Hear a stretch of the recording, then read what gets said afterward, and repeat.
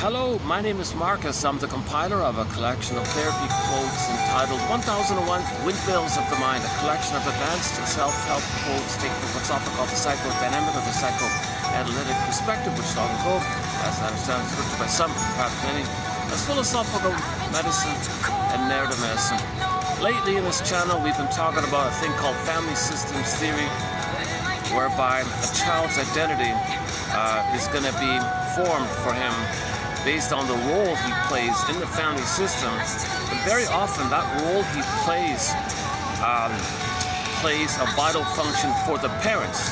In one way, shape, or form, the child is doing something for the parents, hence for the family system, hence his identity. So in the mind, he's got a sense of self, but it's contingent upon the role he played. So the study of all this is called family systems theory, because very commonly, if the parents are not happy, there's a lot of tension.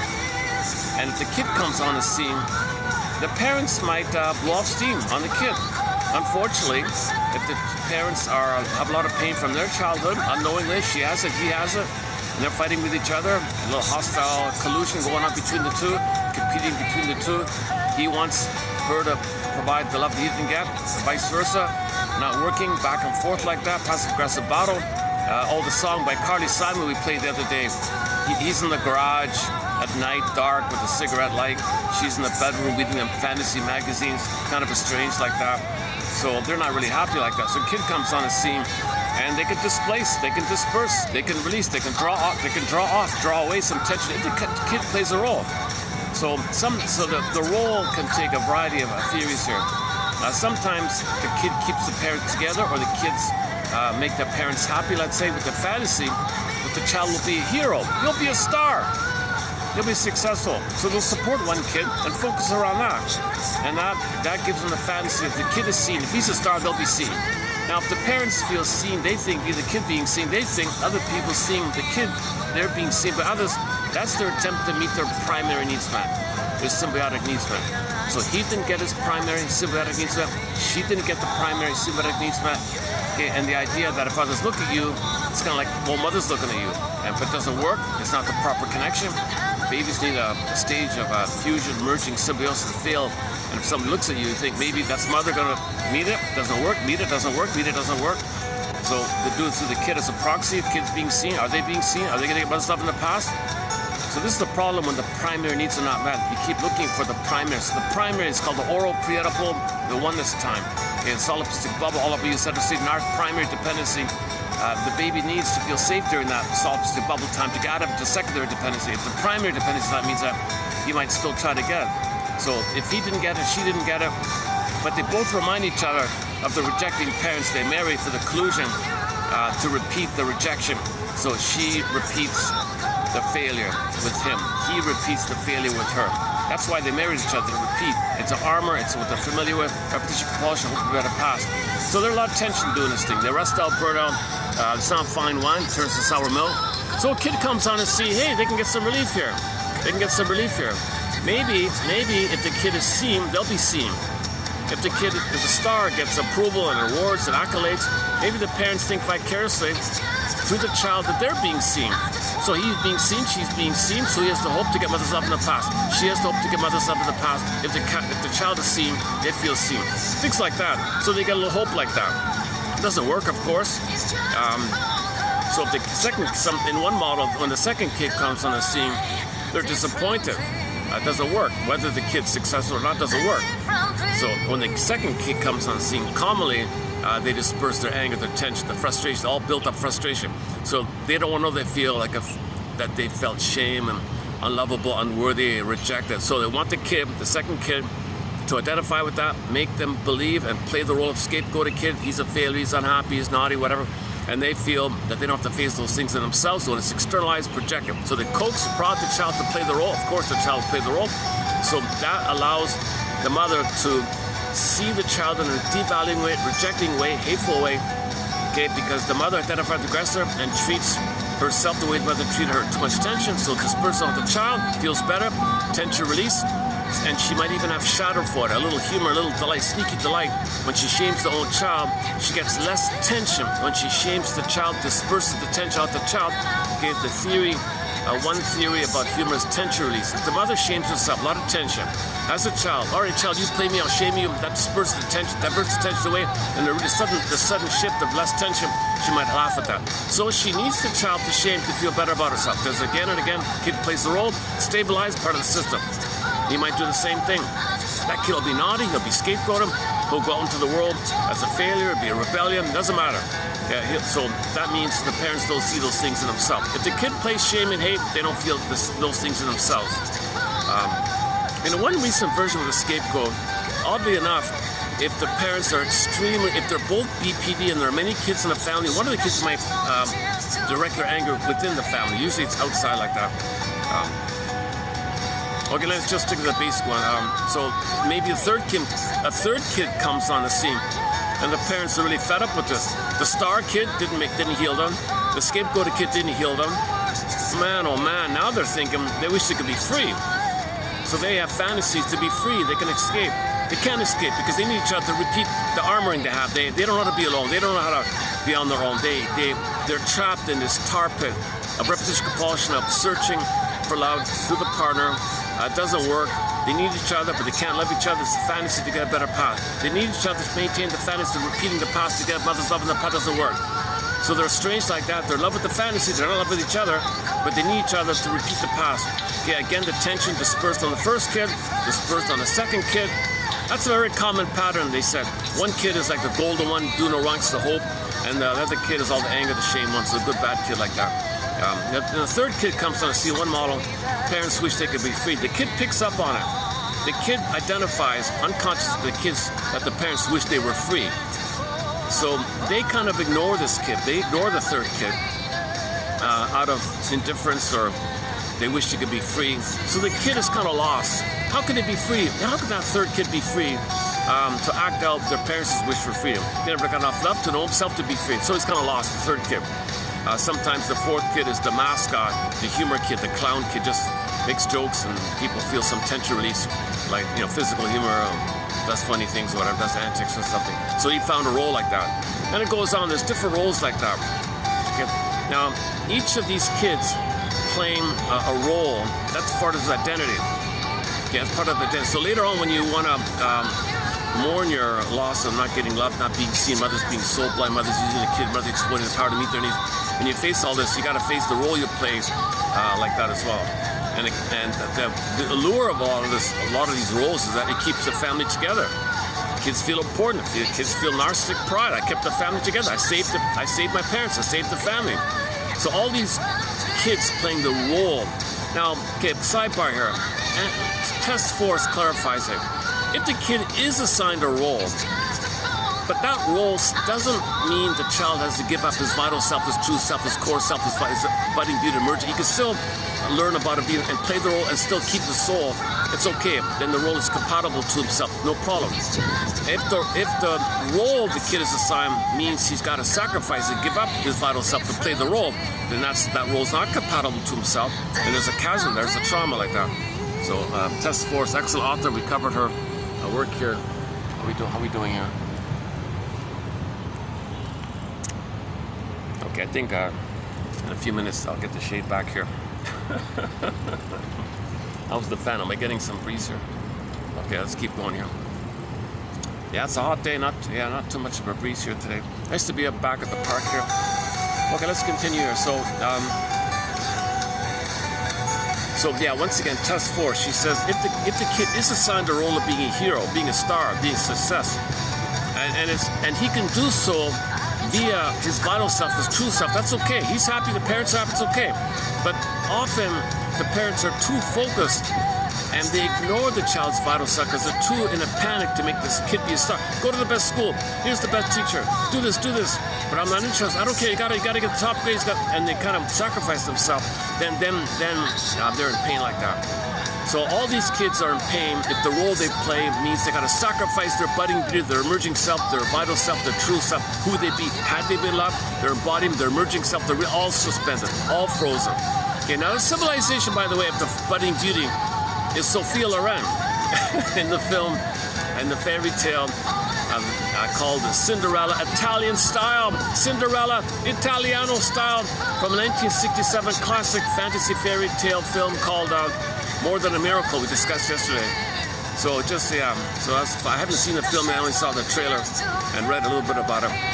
But so in the psyche, in the dream world, okay, Sophia Loren representing the feminine, the budding beauty. So she's a spirited and lively, creative, you know, so that means anima soul. It's usually pretty women of the princess play that kind of role in fairy tales. So what happened? She's put in a barrel, sent down the river, sent to another place, falls out of the river, and she's lost, exiled, kind of thing. And then, so that's in your psyche, in your dream. Could be Snow White in a coma, Rapunzel in a tower, lost. The princess can morph into a bird and fly away, morph into a fox, run away. Could be frozen, you know, like a woolly, could be frozen like the woolly man with the block of ice. Iron John for men could be the wild man in the cage idea with a gold bond block like that. It could be so many ways to describe discord in the field. Earth chasms get pulled down. Oh, the coffee app, you know, the coffee shop I normally go to, they did a switcheroo on me. You got no cash. You got to use the card thing. I don't want to make the switch over with the card thing. So I changed to another place, and it's strong. Their coffee is a little stronger, I think. So, anyways, number one. So I just had the one, yeah.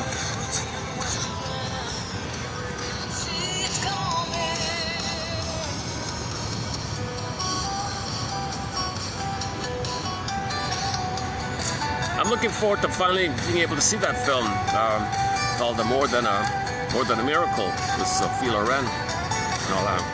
So the metaphor to soul's exiled, okay, and then now this is in the dream world. So fairy tales are code for a dream world, like they're true on the inside. They're civilizations. So she's a personification symbol, something you see, not real, but to represent your budding beauty, the budding beauty. So Snow White's and beautiful princesses usually represent the anima of the soul, like that. So she's exiled. Okay. Now the reason she's exiled, because the person, okay, that this dream is going on, the person who's housing this, the person in the outer world, is narcissistic. Okay, so that's represented in the energy of that, represented by the mean guy, the mean prince or something. So he's entitled, narcissistic, thinks all about him. Doesn't recognize the soul, so that means the person doesn't recognize the soul. So when a person doesn't recognize the soul, the feminine element, when a person doesn't recognize their embodied beauty, their emerging, too much trauma makes you on a survival place. So if you're in a survival place, jungle mentality, you don't recognize you. So that's represented by the Omar Sharif guy playing the handsome prince, but he's a little arrogant and unaware like that.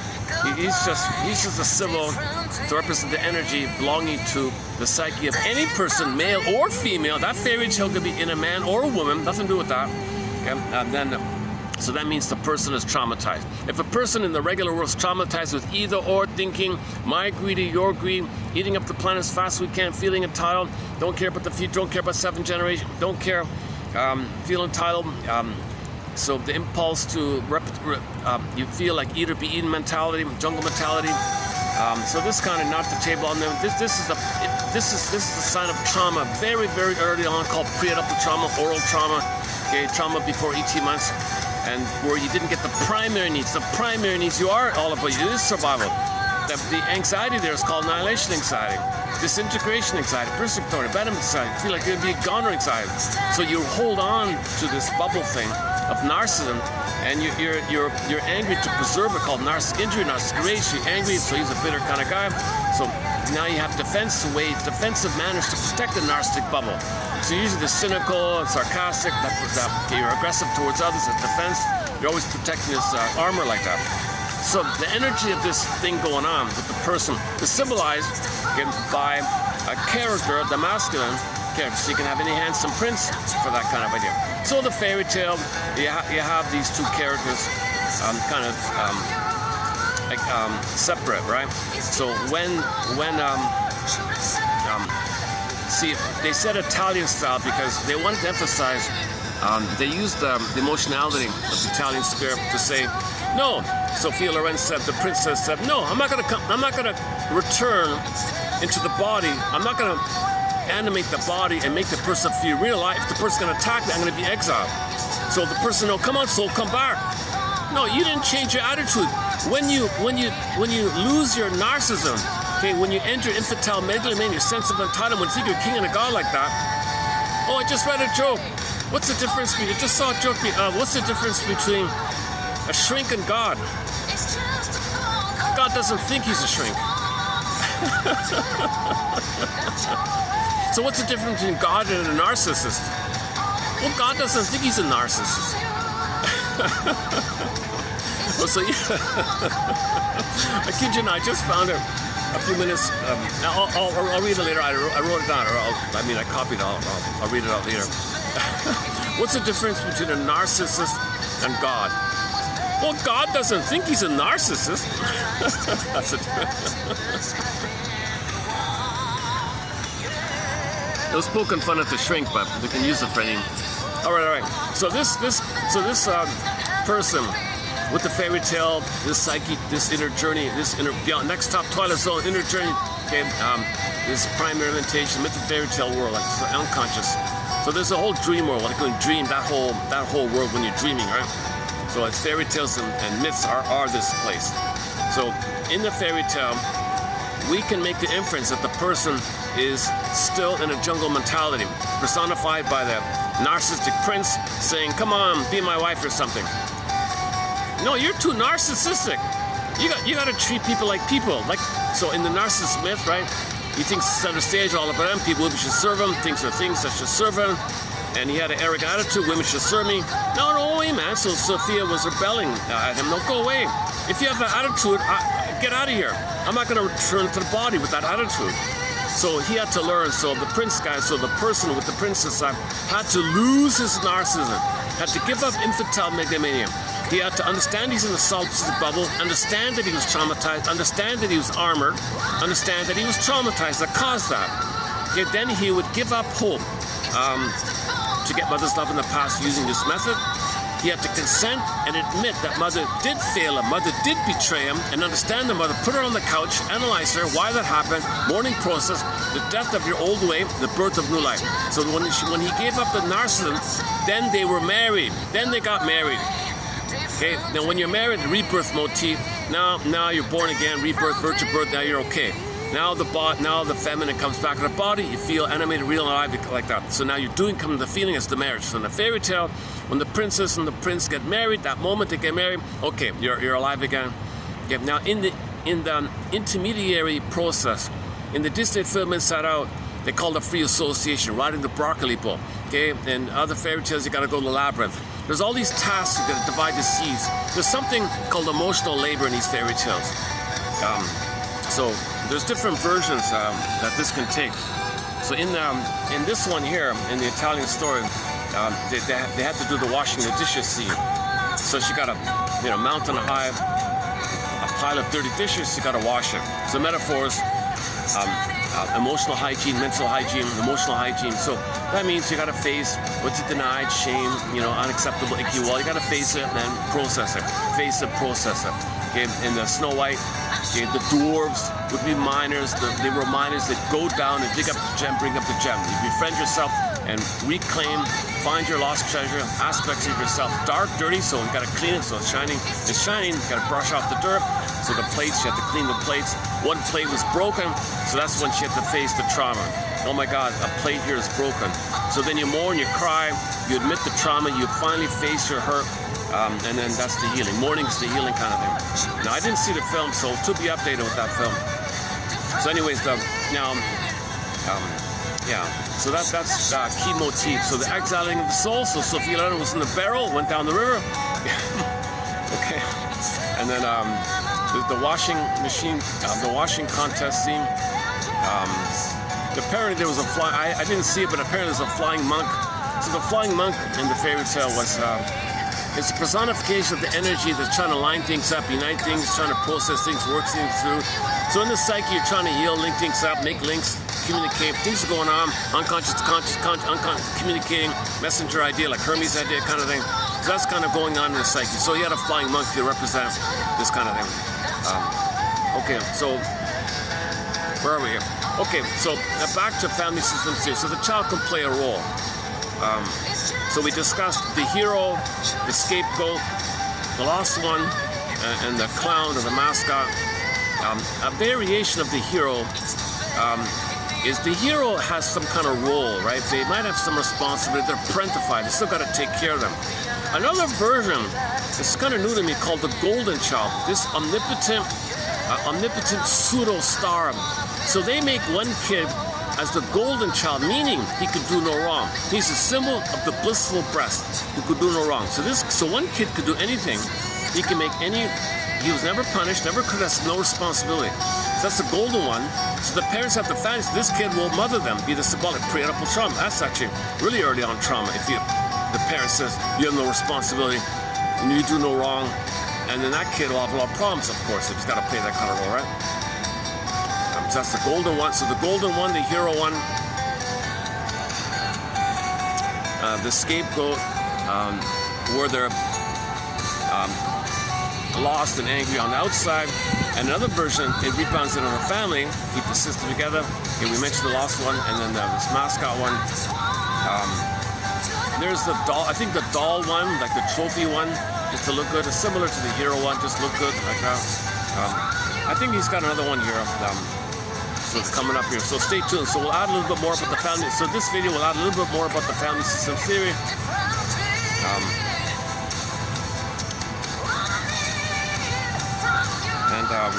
What else are we gonna do here?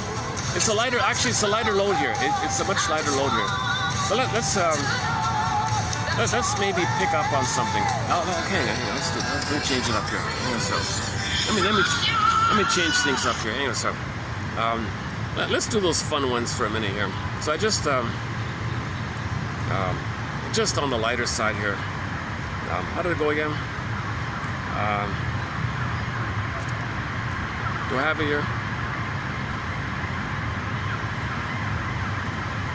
What's the difference between God and a shrink? God doesn't think he's a shrink. What did one therapist say to another therapist after lunch? Back to the mines. Back to the grind. Back to the mines. Somebody asked the therapist, what school of thought do you come from? Well, I always say I'm Freudian, but I'm really young at heart. Jung or Young, Carl Jung, whatever how you pronounce it.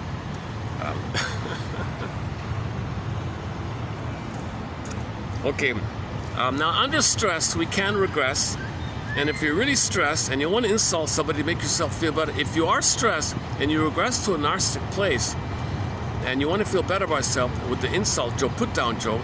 So here's a few here. I don't really cover this kind of area. This is the first time I'm putting some insult jokes here, to tell you the truth. But this author mentioned it, so here's a couple of them here.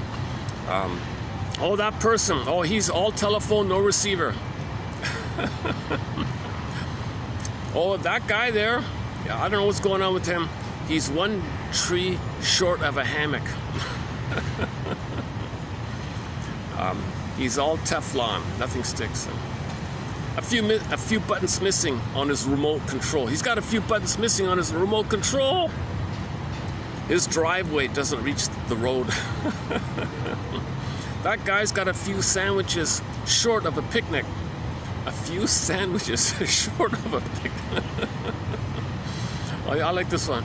I don't think this man doesn't have all the chairs at the table. He doesn't have all the chairs at the table. So the chairs are missing. Some of the chairs doesn't have all the chairs. Okay, the lights are on, no one's home. We know that one. Right? The lights are on, no one's home. All right. The wheel is spinning, but the hamster fell off. So you're just ruminating without feeling. That's a good one. Yeah, the wheel is spinning, but the hamster fell off. Most people drink from the fountain of knowledge. He only gargled. Is that it? Oh, that's it. Oh, that's it. Oh, okay.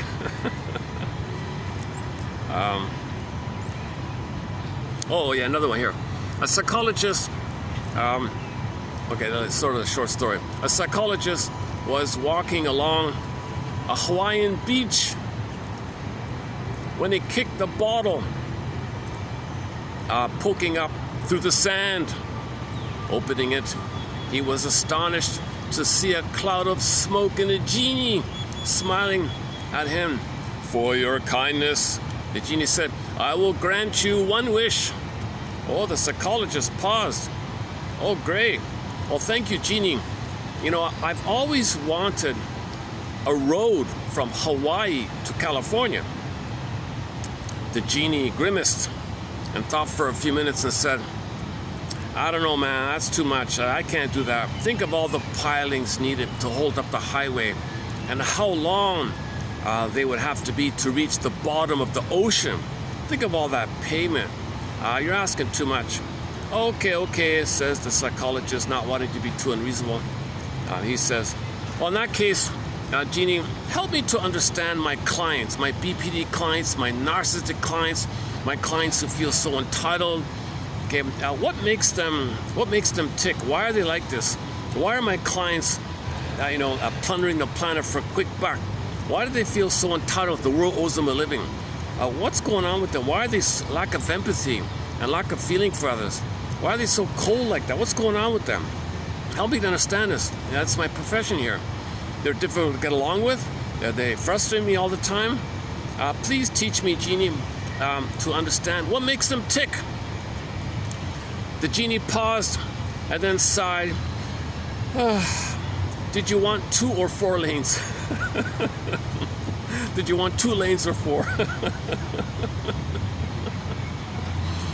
So that's what we're trying to do. We're trying to understand difficult personalities. Narcissistic personality, BPD, schizoid personality, waif narcissist, clinging vine narcissist, passive-aggressive narcissist, idolizing other narcissists, BPD, all the BPDs, the psychopaths and the antisocial and schizoid iagos, those cold attached schizoid psychopaths called iagos, filled with envy. Why do they have envy? So we have a lot of quotes in this kind of area. I think I've been. Hang on. Is there another one here? Hang on. I did this in the cab on the way. A little scramble here. Hang on a sec. It's bouncing in the cab, so I can't quite read out some of the things here. Oh no, that's it. Oh, that's it. Okay. What's the difference between? Okay, let me do that. All right. That's enough about on the humor side of things here. All right. But by the way, if the humor is at somebody's expense, okay, then either you're temporarily stressed, but if it's regular, if you're consistently cynical, if you're 24/7, God always puts someone down. If you're always cynical, if you tend to generally most of the time be cynical, sarcastic, schadenfreude, okay, that's a personality structure, okay, where you've identified the aggressor and you're shaming yourself, and it's a shame to feel better about yourself, called tension release like that. Healthy humor, it's more playful, it's not at somebody's expense, it's kind of educational, maybe a little fun like that, and people learn, people get developed, people develop. So we have a lot of quotes in that kind of area. Yeah, a recent one was from the comedian Steve Behrman. He said, this idea of sides, I say we throw it over the side. There are no sides, only angles, and when we all see things from the right angle, we're all on the same side. Okay, just a fun little, like a pun, play on words, that's okay, right? So we want to be on the same side. We're meant to be on the same side. We're all homo traumicus, we're all wounded. For Pete's sakes, Earth family, human family, you gotta be kidding me. It's a real disturbance that we're plundering the planet. Funny thing is, hang on a sec, let me do something here. Give me a sec, I'm gonna type in here, why do we plunder the planet? Hold on a sec, let's see what the AI says here, hold on a sec. Okay, give me, maybe I'll dig up a song here. Okay, give me a second. Okay, give me 2 minutes here.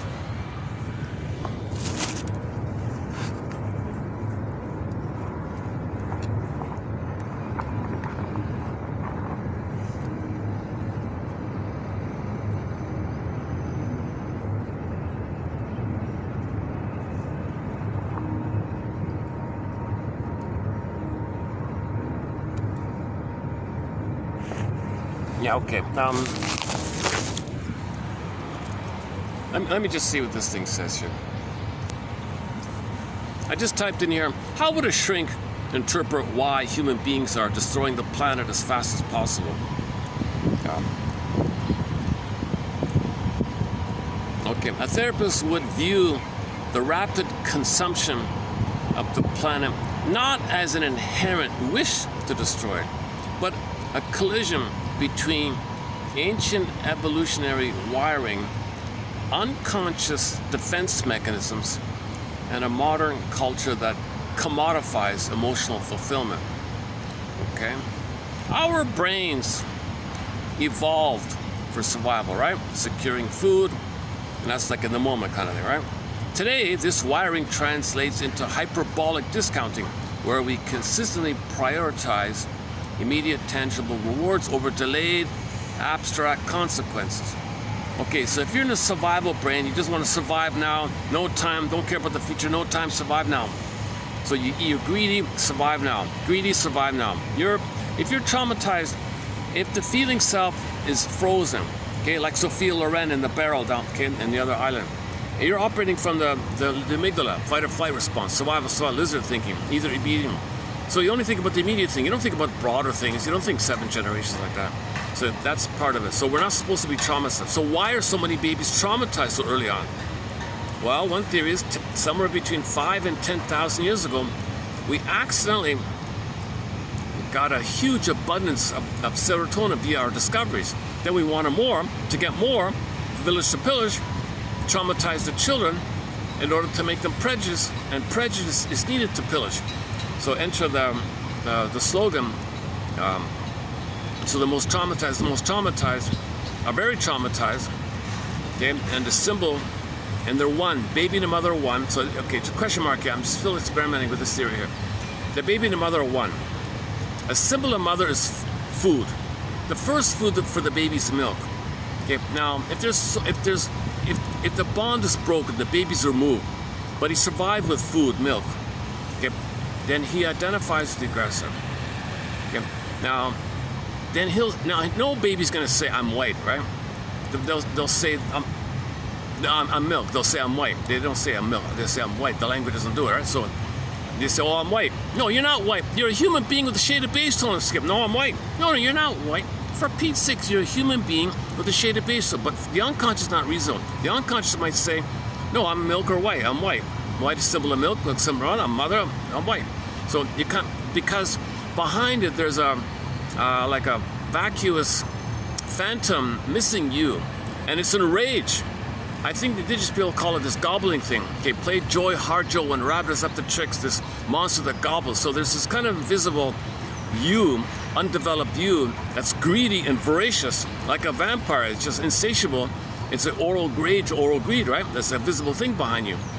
So that's pushing you as a puppet master, behind the puppet master. So you superficially say, well, we with the shades. Now people don't, okay, language, so we don't say it like that. We use fronts and fronts. So, but if you later back, the principle of discovery, okay, the slogan for pillaging, plundering is that the most traumatized, okay, identify with food, milk, okay, white, and say, well, if we have a shade of beige tone of skin, then we find something, it's ours. That's the puppet behind the scenes, the undeveloped, missing, who you would have been had you been of self, this emptiness, this deep existential emptiness, voracious greed to gobble. So you create a slogan to collapse your cortex, create a slogan. So the behind the scenes, missing you, create a slogan to okay, here's a slogan. Principle of discovery, doctrine of discovery. If those are the shade of beige tone of skin, okay, find something, click, greed, mine. And indigenous people say, what are you doing here? Oh, we have a shade of beige tone of skin, click, it's mine. No, you're a human being. You're a human being with shade of beige tone of skin. Don't say you're white. You're a human being. You're not. But the puppet master is too much. It's a survival thing. The puppet master is stronger. The limbic system is very strong, and it ropes in the cortex to create excuse to look reasonable. So people are going around with excuses called the principle of discovery, doctrine of discovery, and that's sort of the justification that people rally around to plunder places. So the planet was plundered in a very short time, right? We're eating up the planet like that because babies are traumatized. Now, why were some babies so traumatized? Okay, again, maybe the babies were removed because we got serotonin, wanted more. So hurt the baby, hurt them even more. So the most hurt of the most hurt of the most hurt will become what they call, will climb the ladder, corporation psychopath, schizoid, schizoid, how do I call him? Iago. Iago is a schizoid psychopath, right? So the psychopaths climb the ladder, and the psychopath's corporation, because the psychopath, the abstract entity, like you're missing who you would have been, phantom missing you that should be there. So you create a corporation as above, so below, like that. And your babies are not psychopaths, but if a little baby breaks something, mother, I'm sorry. They don't say sorry. If a 4-month-old baby hits his 4-month-old brother, he doesn't say I'm sorry. They don't feel or have empathy or sorry like that. So it's psychopathic like that, right? So the corporation, so the person, so they created an abstract thing, as above, so below, okay, to do the bidding, because you have to hope for it. But it's greed. It's voracious. So now, remember, to have feelings, you need a body. Bodily commotions, okay, are emotions. Okay, the children didn't. They only have the limbic, the stress, the amygdala, the feelings of the primary budding beauty emerging is frozen, undeveloped. So, okay, so now you create this abstract thing called a corporation with the slogan, if we find something, those of us who have if somebody has if somebody is quote unquote white, it belongs to them. What the hell? That's just a slogan to cloak or camouflage the behind-the-scenes puppet master, the invisible missing you, because the person feels empty when you're traumatized. And that's the thing you would say to voraciously gobble. So we're gobbling up the planet, hoping to get mother's love in the past. We're eating up the planet to get mother's love in the past. When real needs are not met, you find tricky thoughts and ways to gobble up to get mother's love. No, we don't. It doesn't work. Repetition compulsion doesn't work. Eating up the planet doesn't give you mother's real love back in the nursery, but there's no time in that brain.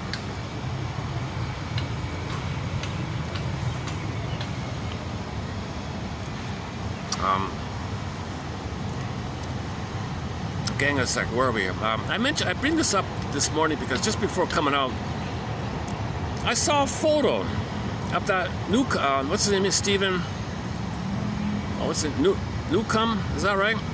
That the guy, the indigenous elder guy, spent his whole life studying the doctrine of discovery, principle of discovery.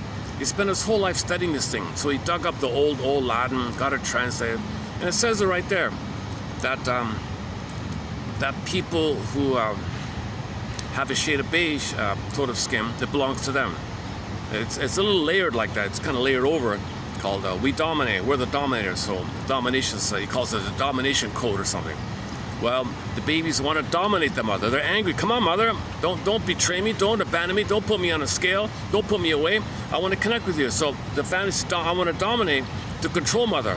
So domination attitude is, and in Latin, it's called the domination something. What are they called? He summarized it by calling, they have some kind of domination code or something like that. And that's the principle of discovery. So they want to dominate things. So the simple idea to gobble is make the excuse, hey, wait a minute, we have a shade of beige tone of skin. Other people have a shade of brown tone of skin. We'll just say automatically, click, click, it belongs to me. You just make up an excuse, and the pain makes you repeat. The pain makes you drive. The pain is the urgency to get mother's love. You're addicted to reach for mother. Greed is an addiction. So you're gobbling doesn't work. Gobble again doesn't work. Gobble again doesn't work, right? So we gobbled up the plan. It doesn't work. And then and he said, Mr. Newcomb, is that right? Newcomb, Stephen Newcomb. He has a documentary called how does it go again? The Doctrine of Discovery Domination documentary or something. He's got a documentary. He's spelling it all. I haven't seen it yet. And he said in 2007, a judge, a modern day judge, with his gavel said, no, this sacred site or whatever it was, no, it belongs to that people who are white. I'm white. It belongs to the whites. What the hell? This is 700 years old or something like that. What are you doing like that? No, it's still in the books. It's still there. Well, take it out for Pete's sakes. Well, why are you thinking like a snake or something, like eat or be eaten? Why are you thinking from the lizard brain? You're a mammal. You're feeling. Can't you realize? Can't you see? Can't you see? You got a body. I don't feel it. I see it, but I don't feel it. How's that joke again? The wheel is spinning, but the hamster fell out. They feel empty. Today's joke. The wheel is spinning, but the hamster fell out. So he doesn't feel the embodiment, the mammal, the body, hamster. Okay, fell out, spinning. So people, oh no, he can't feel.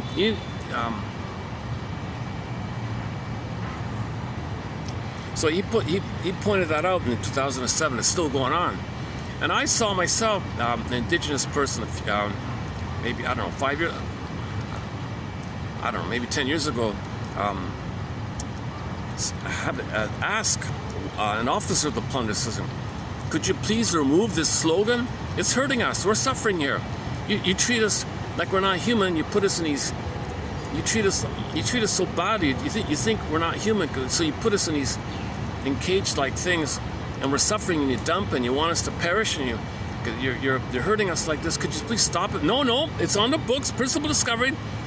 I gotta get mother. I gotta. Addiction agreed. I gotta get mother's love in the past. I gotta get nursed and soothed and held by my mother in the past. The planet is symbolic breast. I gotta gobble. Don't ask me to stop. That's my homeostasis.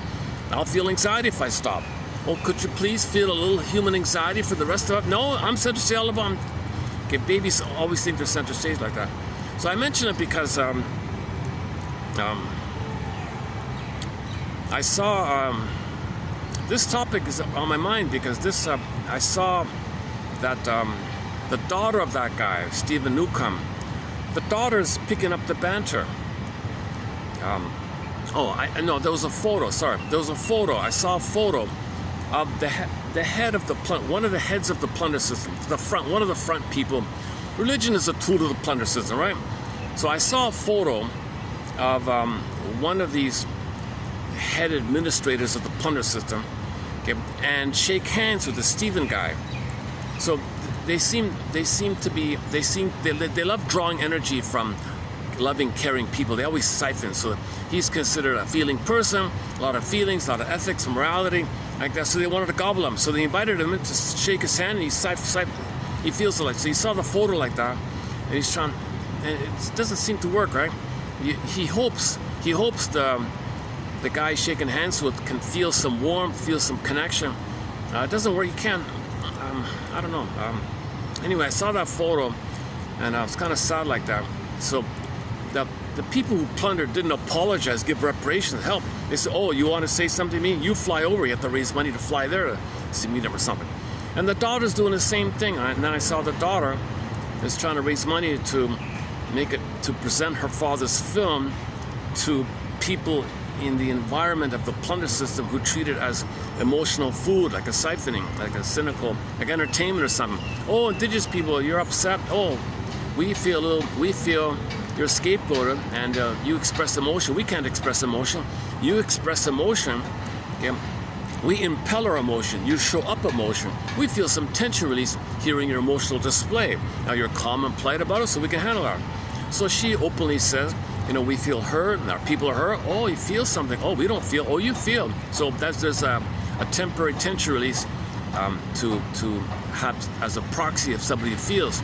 So back to Barnett, the marriage between those who feel up the emotions and those who implode in the emotions, they often get married like that. So you have a lot of obsessive, because of the obsessive hysterical. So when the affect means emotions and affects signal whether your needs are not met or unmet.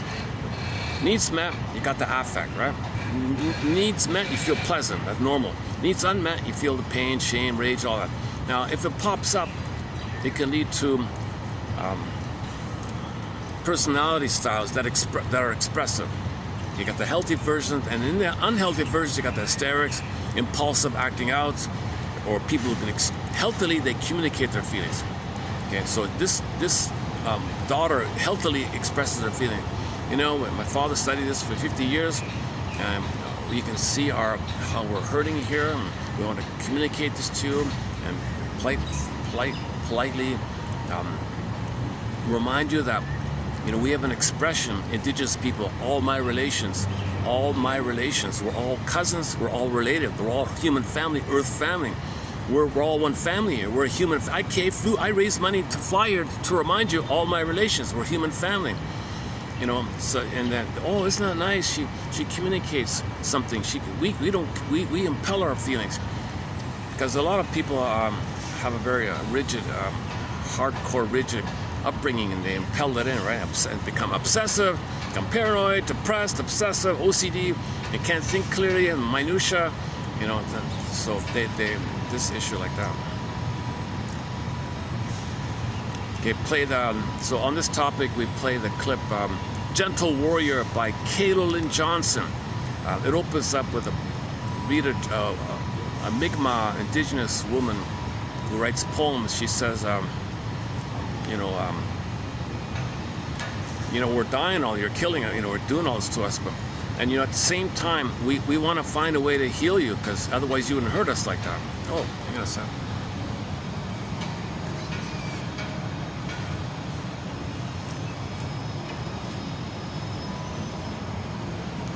So anyway, there is always innate FSD, so enter all the literature people like Ibsen and Goethe, and okay, all the philosophers and playwrights, and even film people who put fairy tales in film format, like the Prince Sophie Loren one, and so many others, the Odyssey, Armand Assante.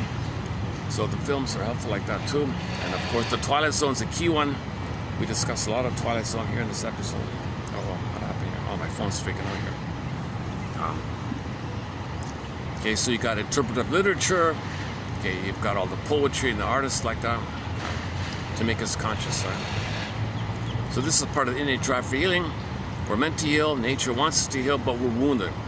So you got the tools. Everybody's got a self system that wants to be themselves, and a quote-unquote anti-self system comprised of the interjection of your mother's negative voices, and you make it your voice. Plus your anger at the mother, representing yourself, put it together, anti-self system. So in Mr. Firestone's thing is identify how you say negative things about yourself. No, where'd you learn that? Who told you that? That's not natural. You're innocent. Why do you say you're no good? Okay, someone said you're no good. Well, now you can speak, put it out of you and say, no, I'm okay. So, okay, we discussed a thing called voice therapy by a guy named Robert Firestone a little bit last week. Let's not redo it here.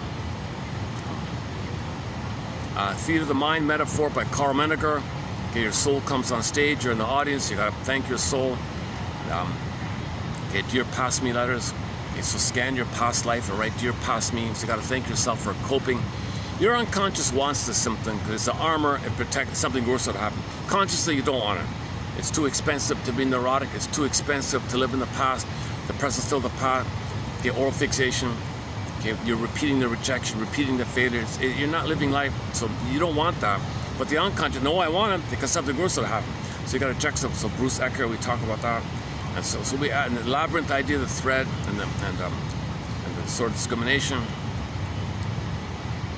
So we discuss numerous fairy tales and myths in this collection here. The most recent one is the Italian film, to be updated.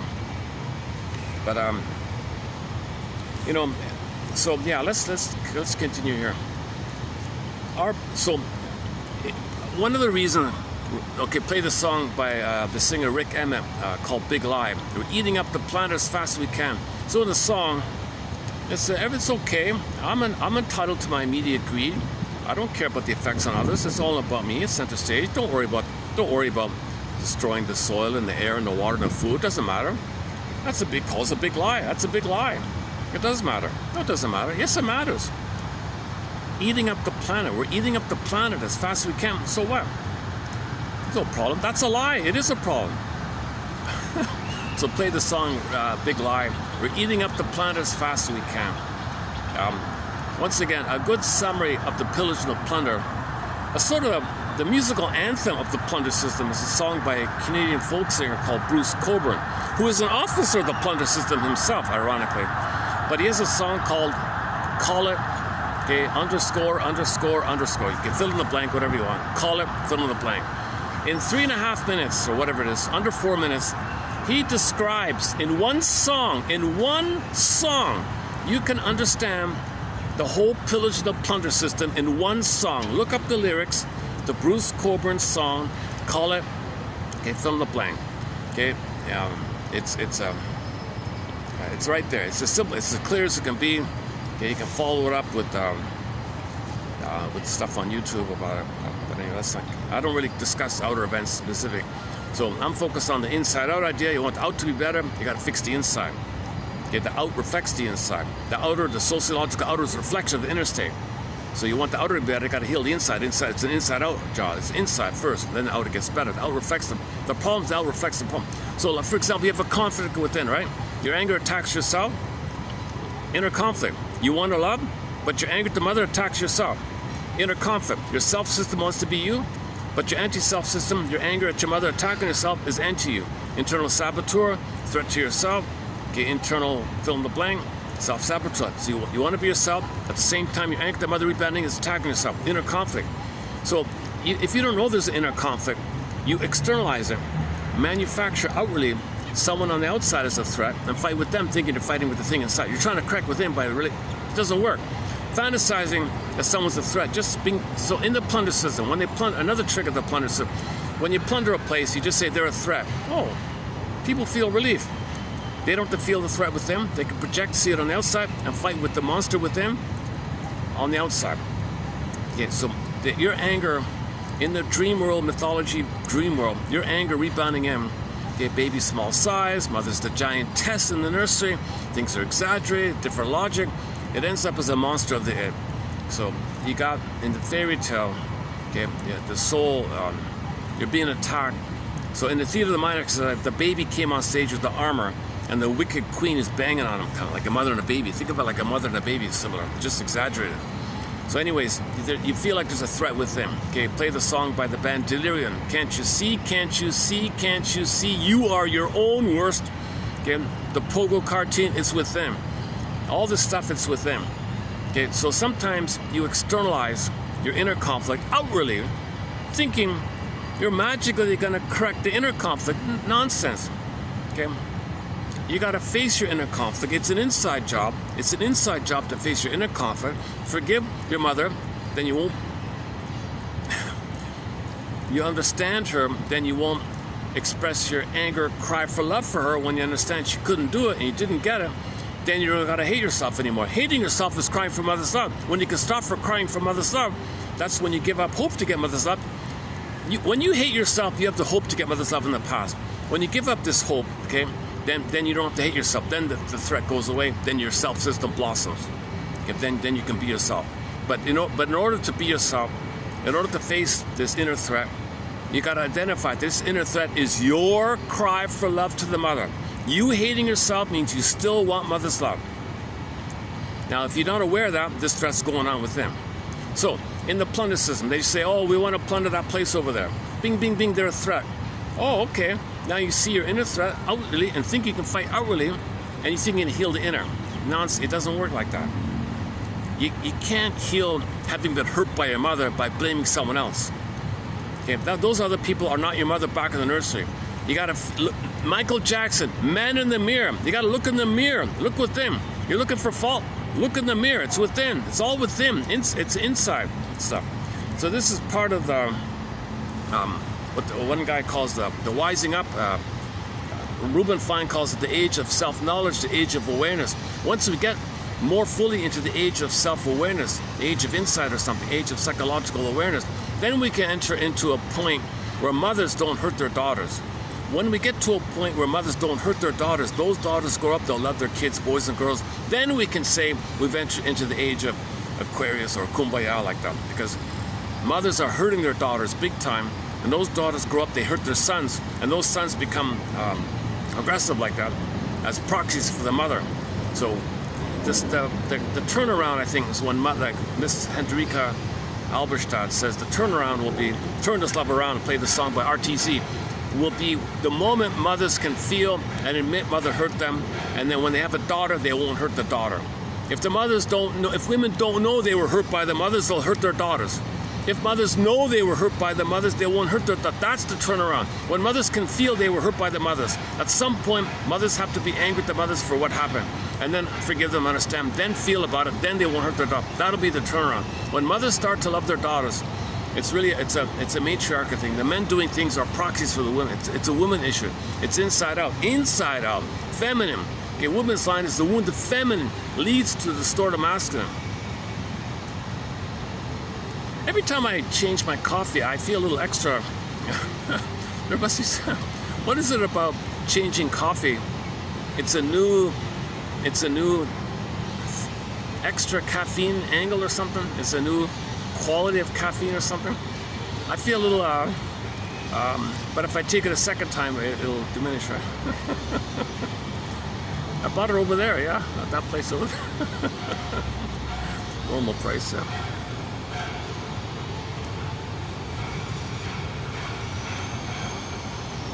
Yeah, more and more shops are going cashless. That's kind of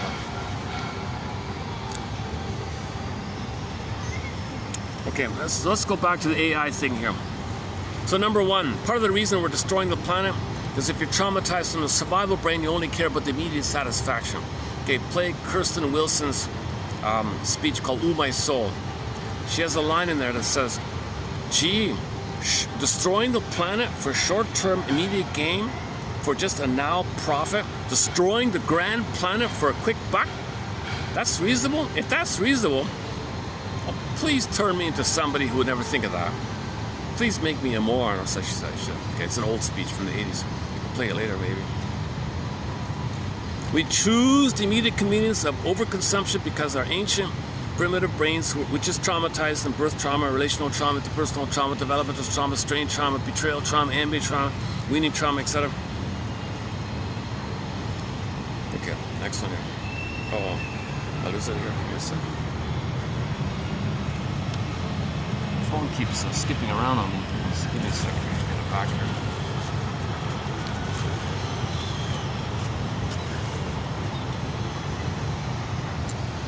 Okay, what's this in here? I'm reading from the. I'm just skimming around here. Narcissistic entitlement. Okay, psychologists like these guys here suggest that industrial societies operate under an ideology of entitlement. Entitlement. Okay, world owes me living. So the world's the breast. Traumatized babies see the world as breast. Breast owes me. You owe me, mother. So it's psychotic, right? Now the person doesn't look psychotic.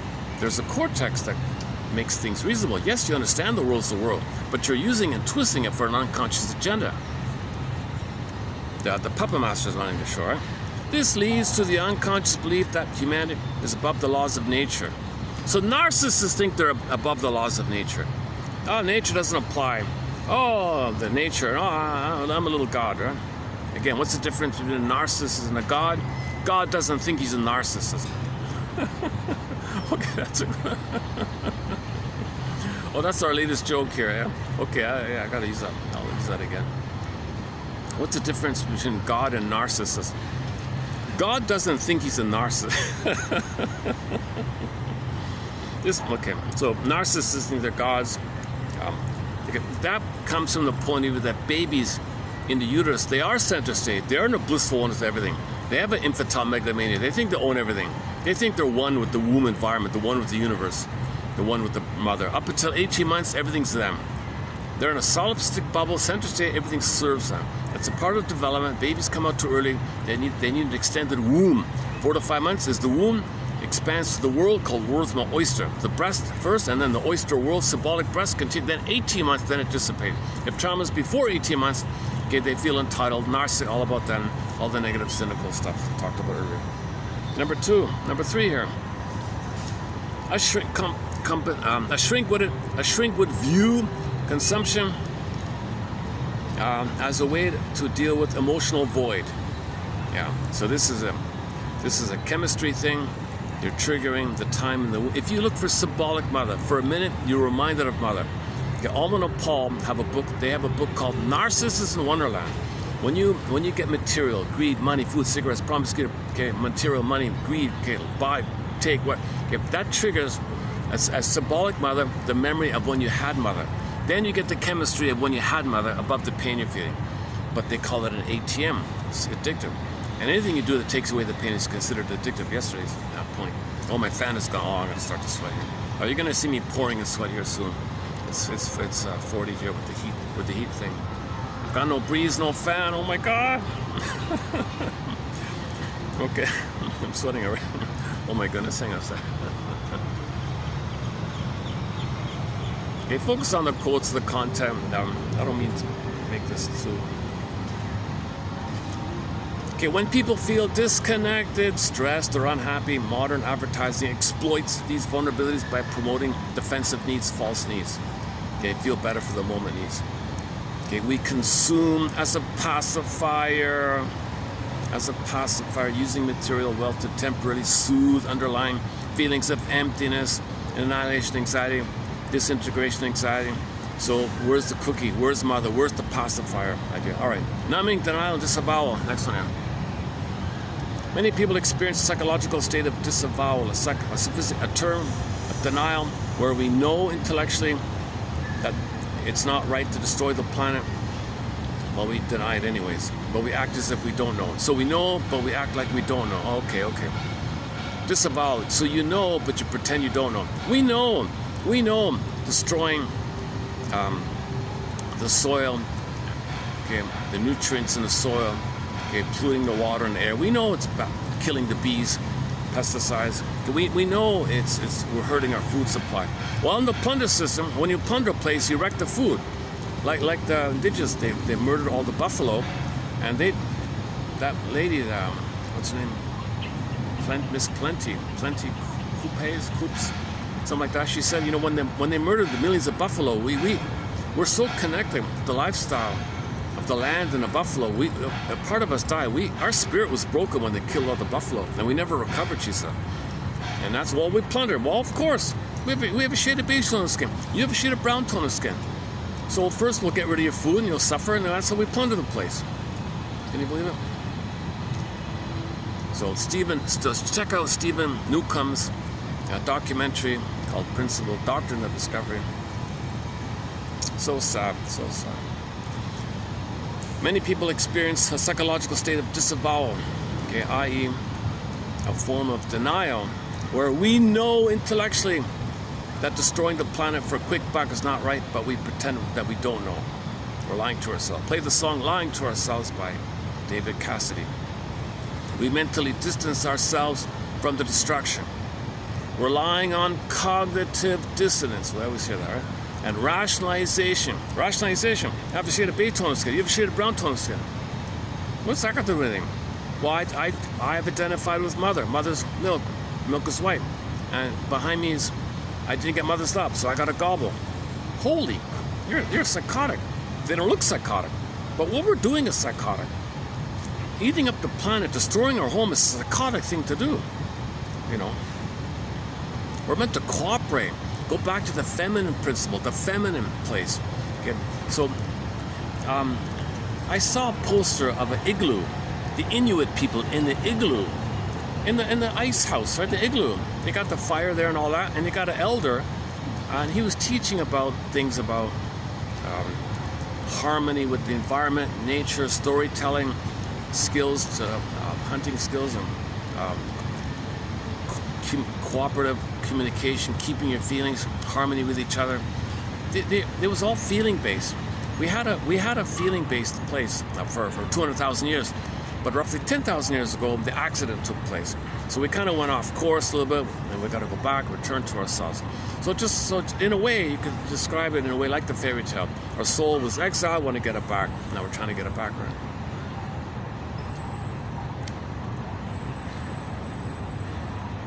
Oh, is that it? We mentally distance ourselves from the destruction, relying on cognitive dissonance and rationalization so we can continue with our routines. Head in the sand idea. Okay, that's right. Let me try the other. Let me take a perspiration moment here. What's that? Yesterday I played a song from. Let's play it again. I played a song from that film, that 1967 Italian film, More Than a Miracle. Let's see. I have one of the songs from it. Let's see if I can find it here. It's only 2 minutes long. It's an instrumental. It's a nice little melody. Hang on a second. Where's it again? Oh boy, if I can find it.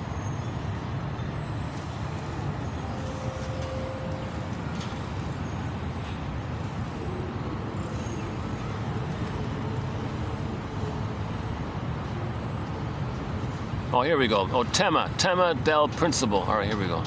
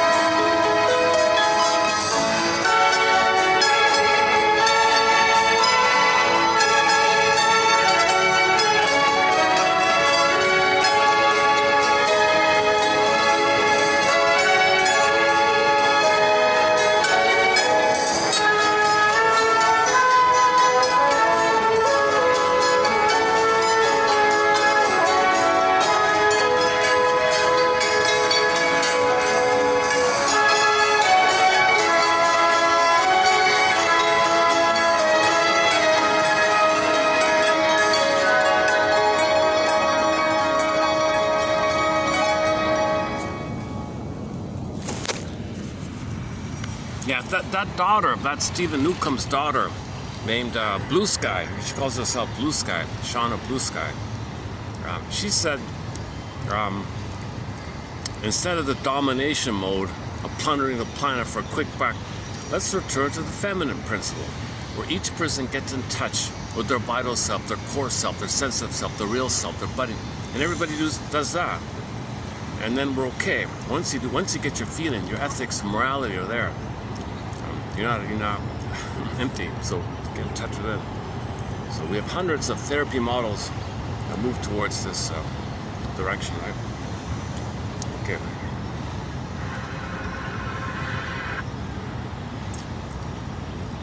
Okay. So there's a second version of this from a psychological perspective. Humanity's tendency to rapidly deplete the planet's resources isn't just viewed as some kind of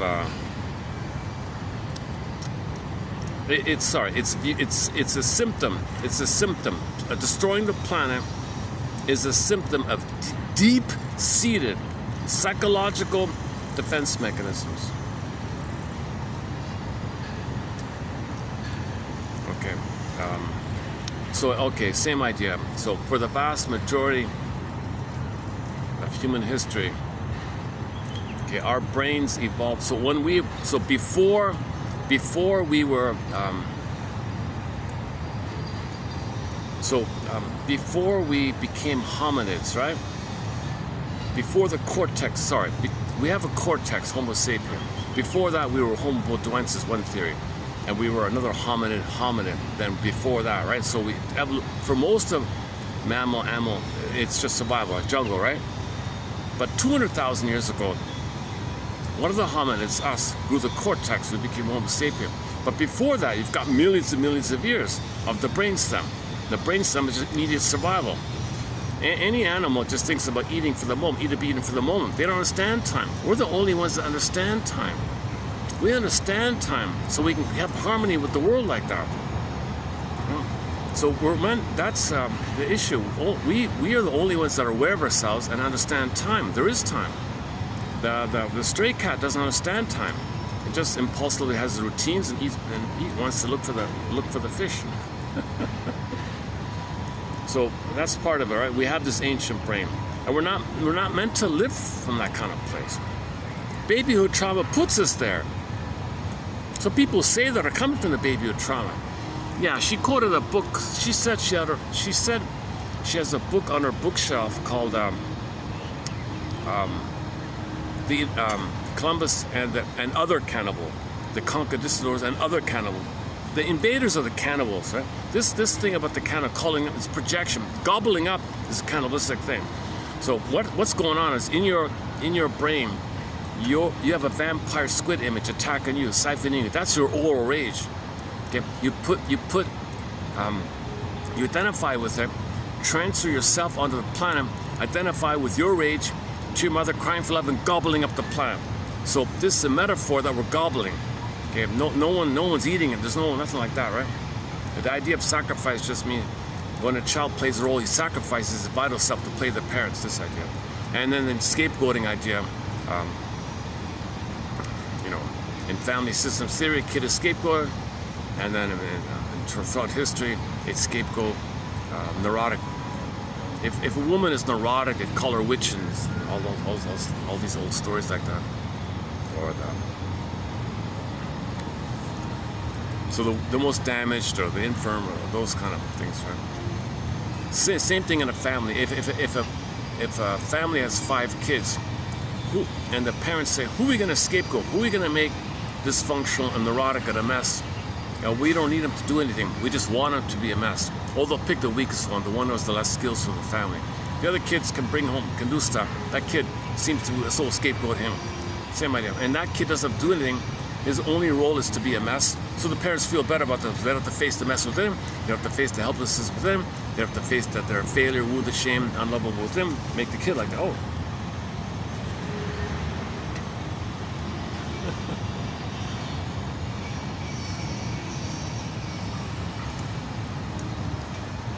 The subconscious still operates on an ancient operating system that equates more with greater chance of survival. Oh, I see. Okay, that's okay. That's that one there. All right, mismatch. She calls it here evolutionary mismatch and immediate gratification.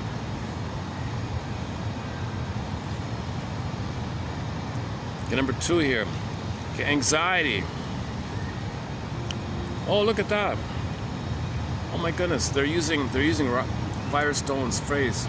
I don't like Firestone's phrase. So let's call it, I feel like I'm going to be a goner anxiety. As a defense against that anxiety, you aggressively do stuff because you always feel if you don't do the greed, if you don't plunder, you feel like you're going to perish. Because a baby with no mother would perish. So you got a dopamine in a dopaminergic, manic dopamine greed because you feel like you're going to perish. So as a defense against the pain, okay, that you feel when you don't plunder, you feel you're gonna you have all this anxiety. Human beings are burdened with the conscious knowledge. Oh, I see. We're conscious. Okay. Oh, that doesn't make sense. No, let's forget about that one. Number 3, avoidance and eco-distraction. These AI things, they kind of guess around. They copy and paste, put something together for you. So you gotta pick and choose yourself. Avoidance and eco-distraction. What's this? In therapy, patients often engage in compulsive behaviors like shopping, overeating, smoking to numb themselves to an underlying unaddressed pain. All right?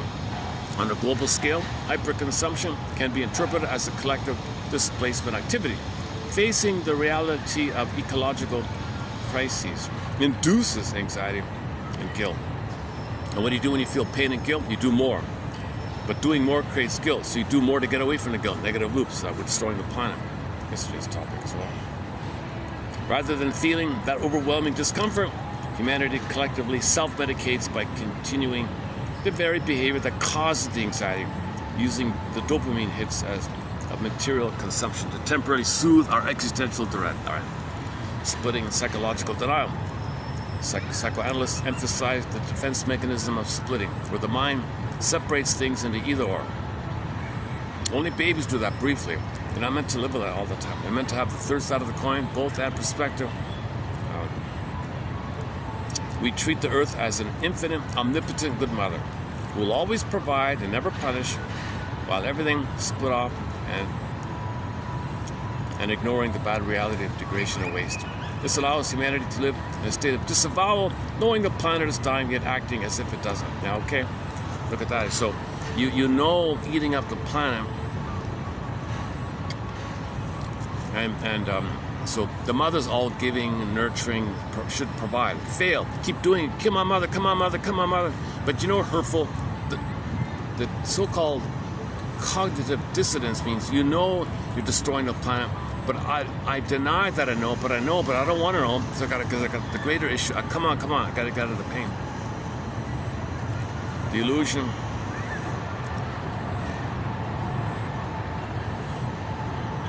Somehow we think we're separate from nature, viewing the planet as a thing to be used rather than an extension of ourselves allows for lack of empathy toward the environment damaging them. Is that it? Oh, that's it. Collective grief. Okay, they didn't do it too good. They didn't do it very good. Let me try this exercise again. We have a thing called the 55 symptoms of homochon, as above, so below. So the baby feels shame and pain, guilt, debt, guilt. So put others in debt, say you owe. Because if you feel you owe your mother, you got to please your mother, you got to owe her, insatiable. So put others in debt, as above, so below.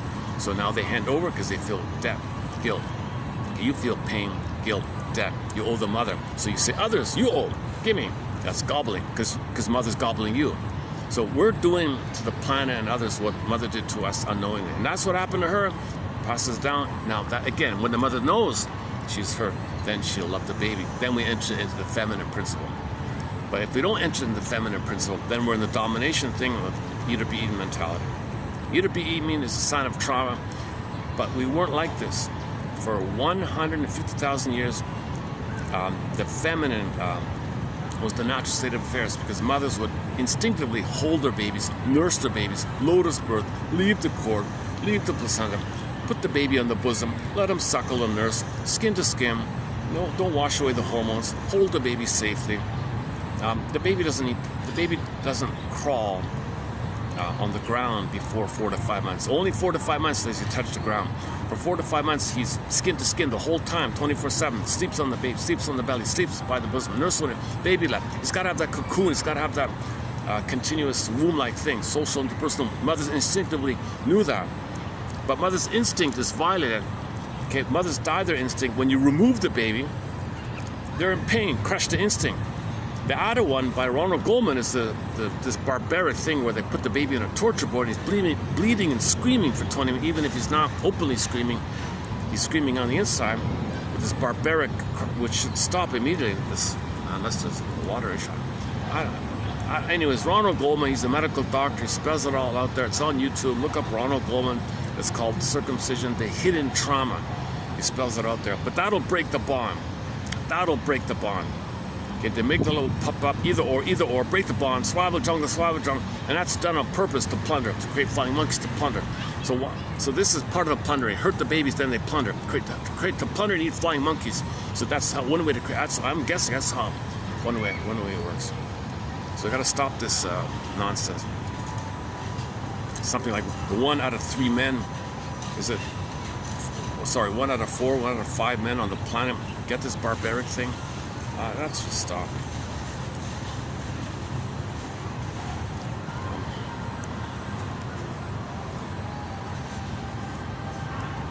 That's why there's so many images with the food in the kitchen and all this stuff. I think they're trying to process it somehow, face it or something, externalize it, communicate, face it. Where are we here? Okay, let's okay, today's, as mentioned earlier, today's a lighter road. That's why I kind of took a little liberty to go off on this little side tangent here. Most people seek therapy. Most people who seek therapy bring with them false notions, ideas, or beliefs about themselves, other people in the world that they learned in their family, and that need to be questioned and relinquished to expand their personal lives. These incorporated misconceptions protect the fantasy bondage in 2 ways. Okay, Robert Firestone calls it the fantasy bondage. Your mother's hurting you. Deny her. Split off. Fantasize, mother loves you. It's made up. fantasy bondage.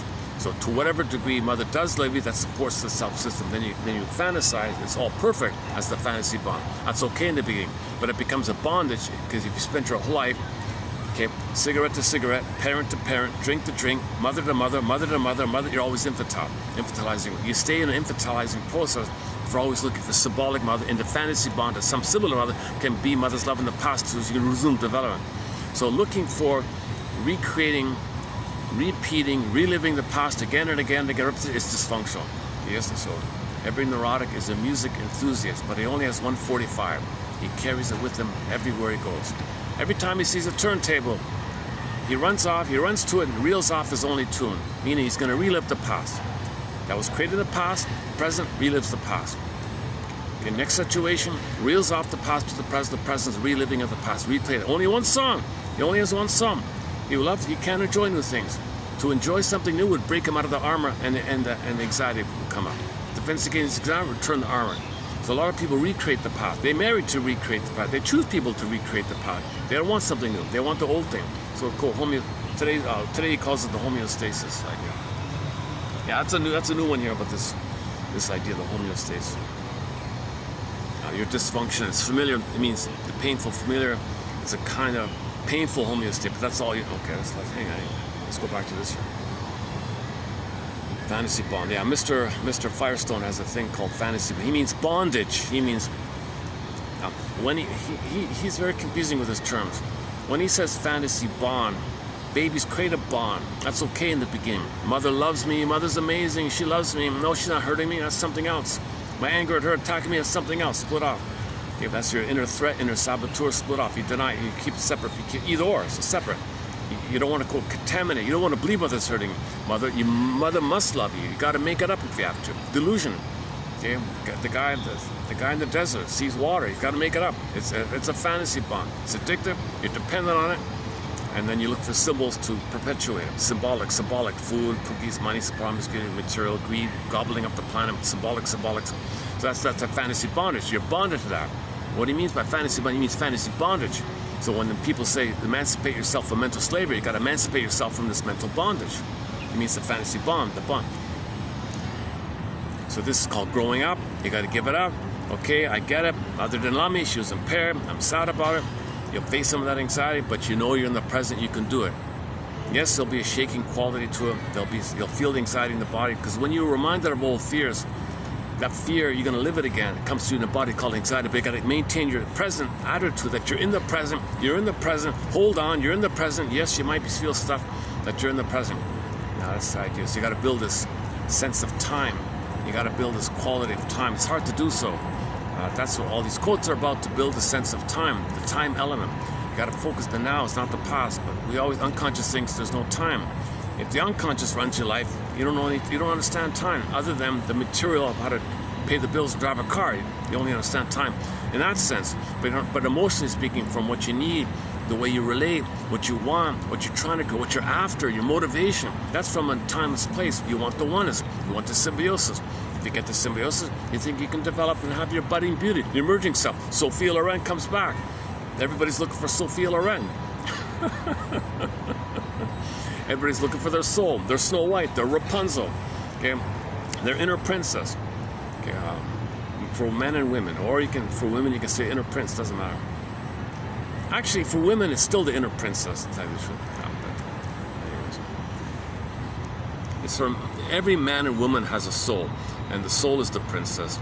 They use the feminine, like the moon, and it's called a budding beauty. A budding beauty. So there's just such an association with the woman to stand there for the soul, right? So it's always the princess you want to come back. Rapunzel's in the tower. Now in fairy tales, where the man is in the tower and the woman's got to rescue the man. Okay, for those stories, you got to read a book called Waking the World by the author Alan Shannon. So he focuses on the female version of this, where it's flipped, right? Where the woman has to get back her feminine. That's the prince for her. It can work either way. It doesn't matter.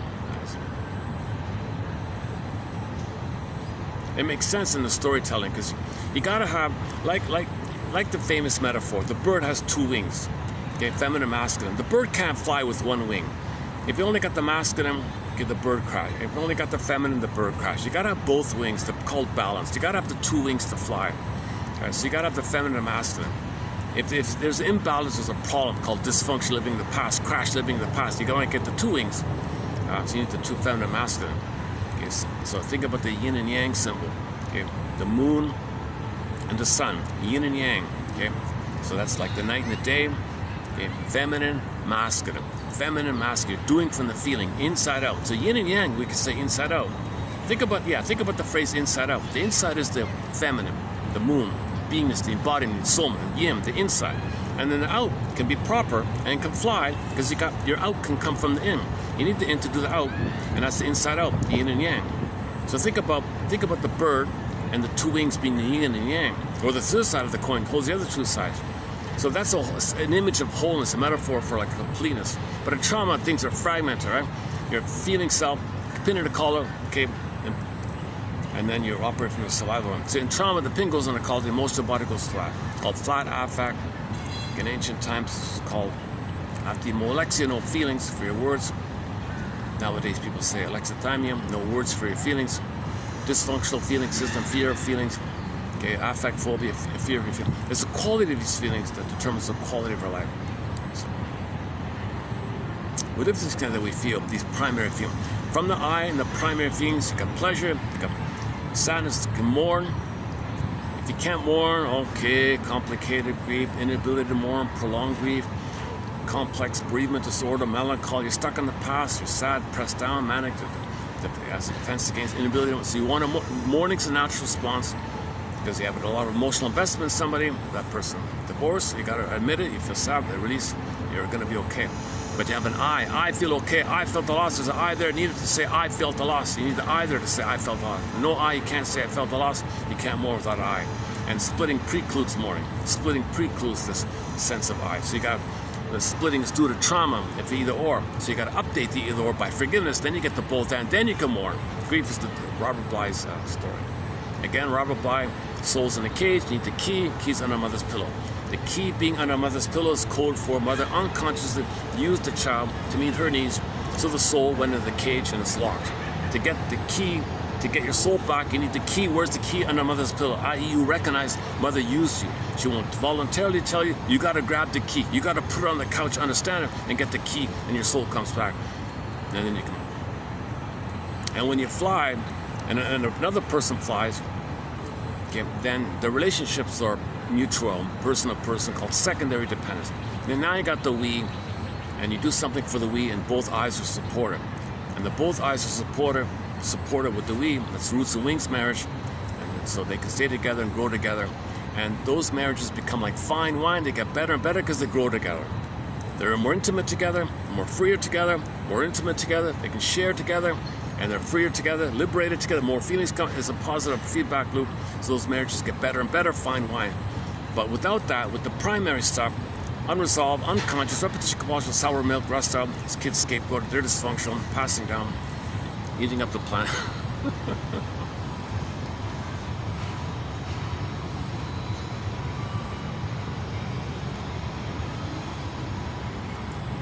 I gotta plug this in. Hold on a sec. Give me a sec here. Let me check that. 30%. 4 o'clock. Okay, we got about an hour left.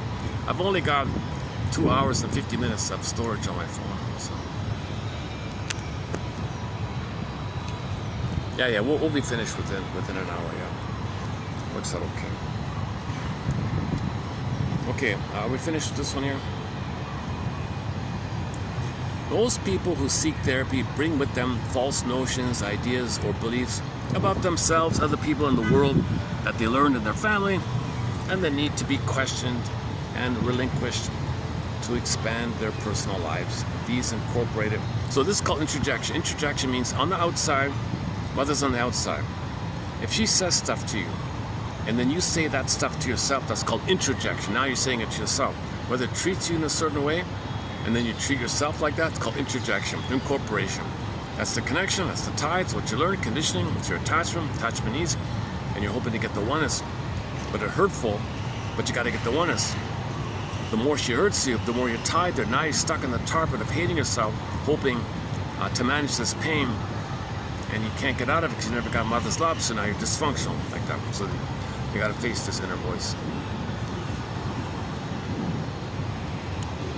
First, the person remains undifferentiated from the family's views and thus remains connected to the family. Second, by being distrustful and suspicious, they are able to maintain an aura of exclusivity and uniqueness from the family, thereby preserving the family's idealized image. Challenging these misapprehensions and gaining an objective view of oneself in the world at large increases a person's ability to find gratification in and cope with exigencies of life. Exigencies of life. Okay, for more on Mr. Firestone's work, check out, about a week ago we did 4 videos on his work.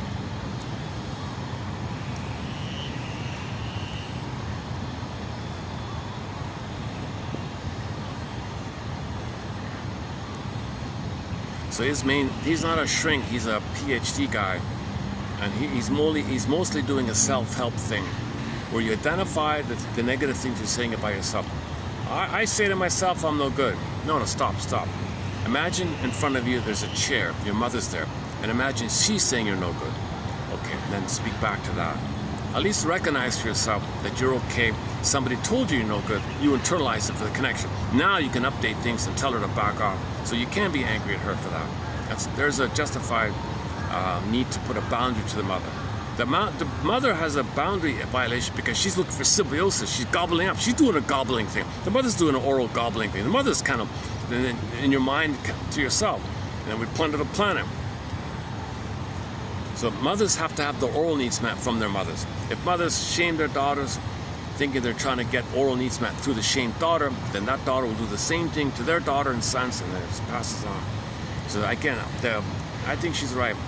The shift will take place when mothers feel and don't hurt their daughters, allow their daughters to be themselves and meet their needs. Don't be jealous of them. Don't treat them the way you would treat them. Don't think that they're going to give you the one issue. One woman said, I made you to find me, daughter. My mother never loved me. You love me. You take care of me. I don't feel alone. And all these examples of engulfing mothers and clinging and demanding mothers. And we had one example. Yeah, here's an example of it. Yeah, here's one example of it. Here's a typical example of this. Yeah, here we go. This one here. Did we do it? The one with the wedding? Oh, that was yesterday. Hang on. Oh yeah. Oh, go to yesterday's one. So the daughter was finally going to get married. The mother was panicking. She was clutching the dress and fidgeting and grabbing her arm. The mother, back off. No, I'm your mother. Come on, no. Because she depended on the daughter to always take care of her. She thought she was panicking because the daughter's going to get married, not be around for her. So she was clutching, and she was enraged at the daughter. And you still got to be married to me. You always come to me. You have a question, come to me. You have a problem, come to me. You got it. So she can't marry the guy, right? She got married to mom. So she wanted to maintain that.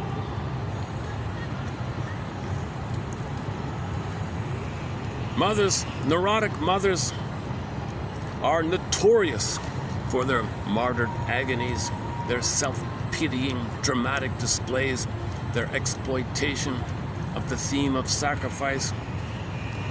In actuality, however, martyred mothers make no sacrifice. If anything, they do the opposite.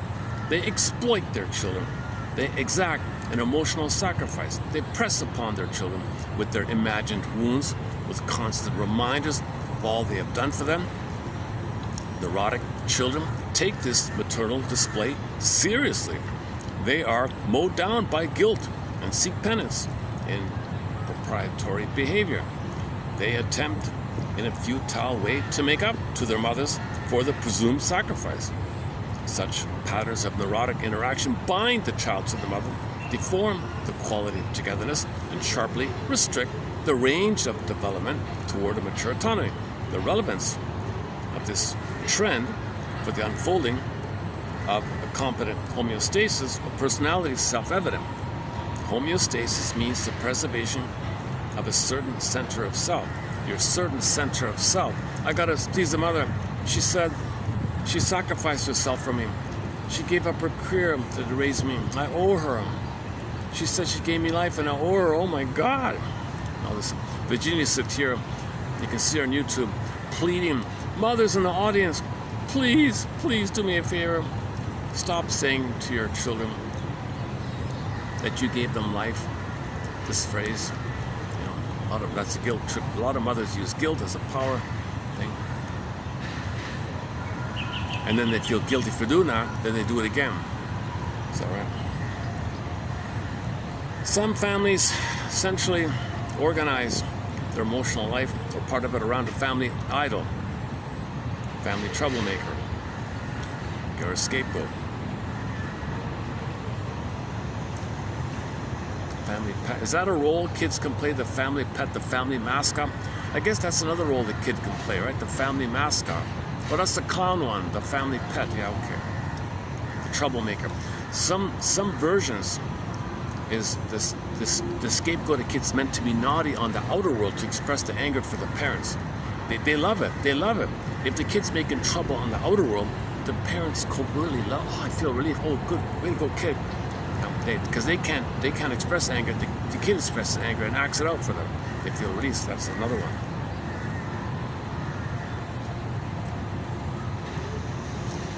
Oh, another role the kid can play is the dunce.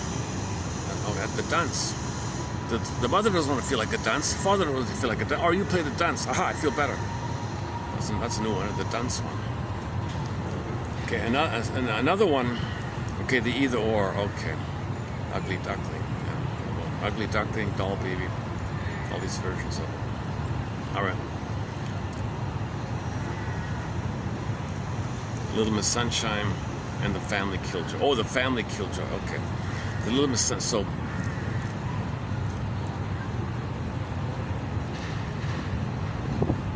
So the Little Miss Sunshine, pretend everything's okay, deny, Little Miss Sunshine, deny. So we deny, you deny for us.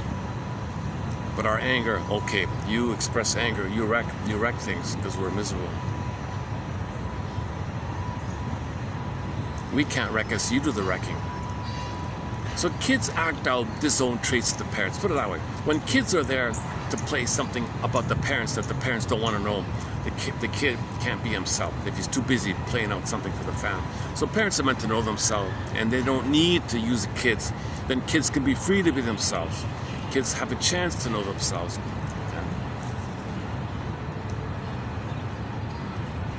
In some families, the balance works out so that no one member suffers.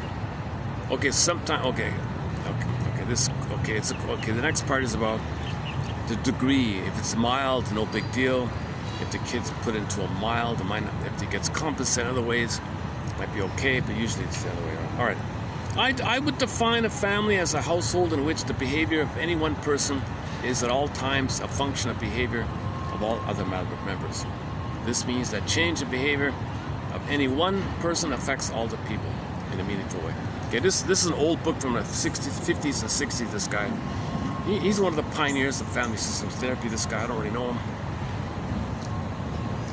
But he makes a point, like many others do, like Task Force. That, put it this way, let's say you had a different kind of family. You'd be different. If your family had different roles for you, you'd be different. So that's the way to imagine your identity is kind of influenced by the role you play in your family.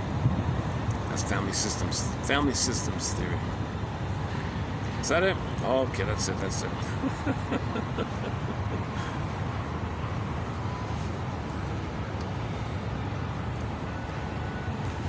Yeah, I don't have too much today in today's batch here. The best one is this one here. What's the difference between God and a narcissist? God doesn't think he's a narcissist.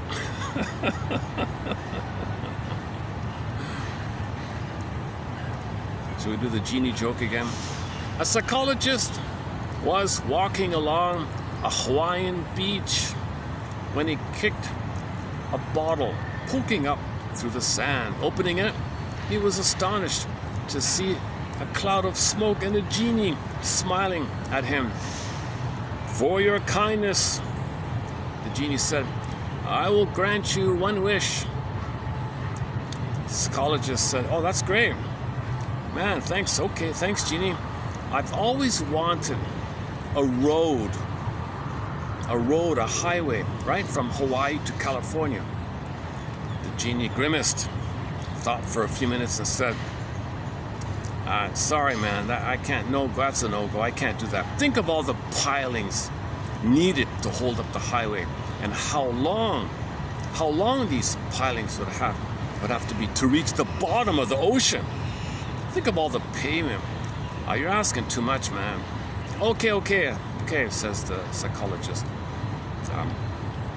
In that case, help me understand my narcissistic clients, my BPD clients, these clients who feel so selfish and have no empathy for others. What makes them tick? Why are they like this? These BPD, they're so dramatic. Identity theft fusion, they make me crazy. They act like that they said what I said. They believe I said what they said. They flip-flop and reverse things around. Narcissists are always trying to make me fail. Narcissists can't believe I can help them, so they're determined to make me fail. So I'm frustrated with it. Why are they doing this kind of thing? They're invested in seeing me fail so they can feel better about themselves. How do I get along with these people? How do I understand all this? Teach me to understand what makes all my clients tick. These kind of clients who plunder the planet for a quick buck. Help me to understand these clients. Help me to understand narcissism. Help me to understand BPDism. Did you say BPDism? Yeah, help me to understand the BPD phenomenon, the crazy makers, the double thinkers, and the flip-floppers, and the crazy makers. They drive me nuts. They poke my emotions, make me angry, and I lash out and I battle with them. How do I deal with this? I want to be a therapist. I want to help them. I don't understand this. They're crazy. I don't want to deal with these BPD clients and these narcissistic BPD clients, these bully, antisocial. How do I deal? Help! How do I? Yeah. What about the Iagos? The cold, detached, cold, ice cold psychopaths. How do I understand? How do I heal a psychopath? How do you heal a psychopath? How do I heal a psychopath? I want to know that, Jeannie. Did you want 2 lanes or 4?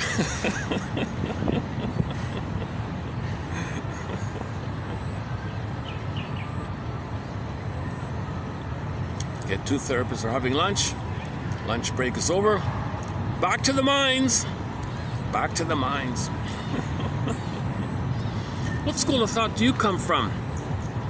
Well, I always say I'm Neo-Freudian, Mastersonian, Fairbairnian, object relations, Ian. But I'm really young at heart. And all the insult. Okay, these are just the lighthearted insult jokes.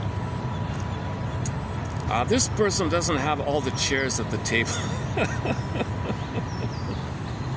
This person, you know, my friend, I wonder about my friend. Sometimes my friend doesn't have all the chairs at the table. Sometimes I think my friend is a few sandwiches short of a picnic. That his driveway doesn't quite reach the road. And that I think my friend is sometimes missing a few buttons on his remote control. I think he's 1 tree short of a hammock. Yeah, what about you? What about me? You're all telephone, no receiver. Oh, okay. Well, what about me? Well, sometimes I think you're ruminating and obsessing with no feeling. The wheel is spinning and the hamster fell off. Oh yeah? Well, most people drink from the fountain of knowledge. But I think you only gargled. Okay. So these are mild insult jokes, yeah. A recent one from Behrman is, another one. There was a guy who fancied himself a comedian, so he compiled 10 puns. And he wanted to send these 10 puns to his friends, hoping that one of the puns would make them laugh. No pun intended.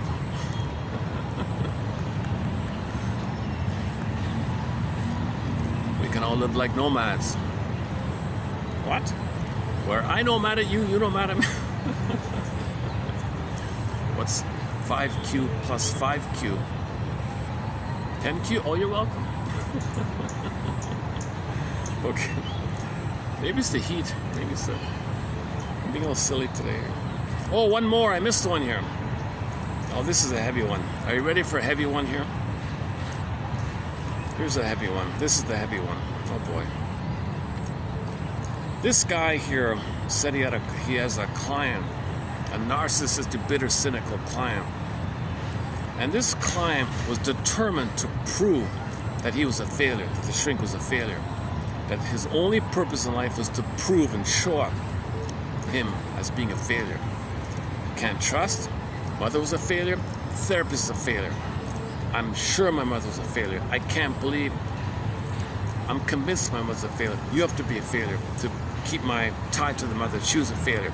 If I think I trust you, I break the bond with my mother. To protect my tie to the mother, I gotta see you as a failure. Because that's my armoring. Mother was a failure. So you can't get out of the armor, right? So he was determined in this area.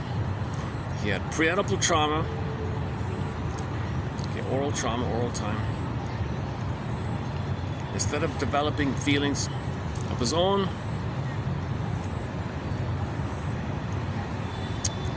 and this guy had an uncanny ability to trigger me and try to make me believe I'm a bad therapist. I started to believe it. So the therapist says to himself, you know, wait a minute, this is not true. This is something he's managing to create in me, induce in me, amplify me. He finds some minor fault in me and amps it up somehow, maybe.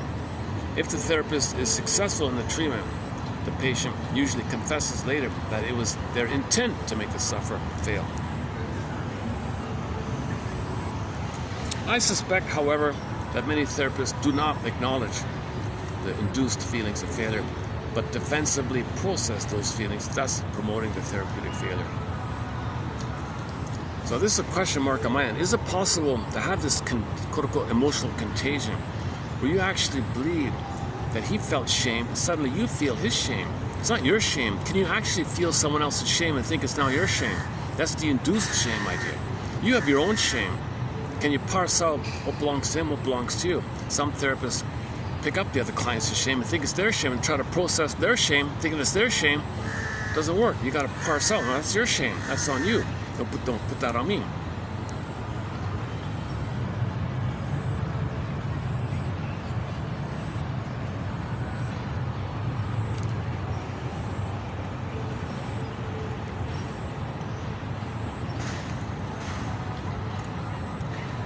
Okay. What are we doing?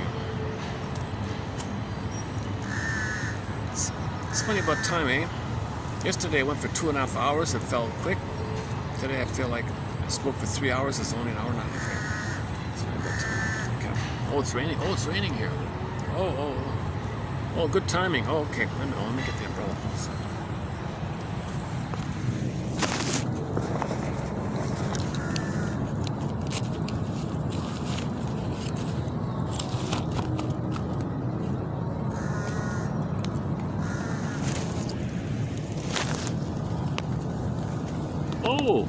Oh, it's just something poured on, eh?